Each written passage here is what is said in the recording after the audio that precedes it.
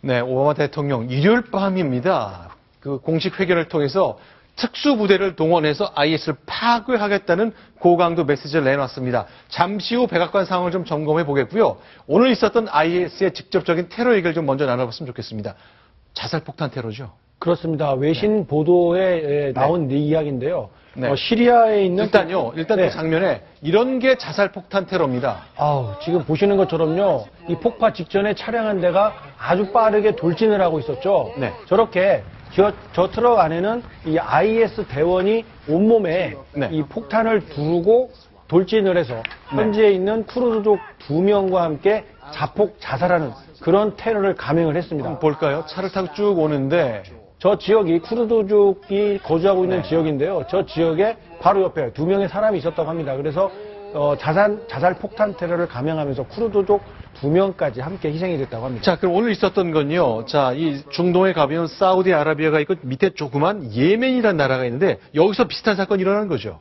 주지사가 피살이 됐다고 하는데요. 예멘에서도 남쪽에 있는 그 아덴주라는 곳이 있습니다. 여기에 주지사가 아침에 출근하는 길에 누군가가 자살 폭탄 테러를 감행을 해서 경호원 6명과 함께 모두 희생되는 그런 끔찍한 테러가 발생했다고 합니다. 자, 아덴주라니까 굉장히 낯설지 않고 익숙하네요. 아덴만, 소말리아 해적 소탕 작전했던 그 맞습니다. 아덴만을 말하는 거네요. 거기 아덴만의 여명 이런 작전 이름을 붙여서 우리 소말리아 해적에 납치됐던 석혜균 선장의 배를 구해냈던 그런 작전 이름이 붙었던 지역 이름입니다. 바로 그 아덴 지역에서 결국 주지사 같은 고위 정치인들이 폭탄 테러로 사망하는 일까지 벌어지고 있는데 그렇다 보니 오바마 대통령이 최근에 있었던 LA 테러와 맞물려서 아주 고강도 긴급 회담을 기자회견을 가졌던 거죠. 맞습니다. 그 오바마 대통령이 집무실에서 직접 기자회견을 연 거는 이번이 취임 이후에 3번째라고 합니다. 그리고 이례적으로 일요일 휴일인데도 불구하고 IS에 대한 강도 높은 대응책을 직접 밝혔습니다. 네, 자, 글쎄요, 오바마 대통령 과연 어떤 의지를 다졌을까요? 영국, 프랑스, 러시아 다 IS를 파괴시키겠다고 나섰는데 그동안 미국은 비판만 했지 이런 정도의 수준의 결의를 밝힌 적은 없었던 것 같습니다. 직접 오바마 대통령 얘기를 듣겠습니다. The threat from terrorism is real, but we will overcome it. We will destroy ISIL and any other organization that tries to harm us. I have authorized U.S. forces to take out terrorists abroad precisely because I know how real the danger is.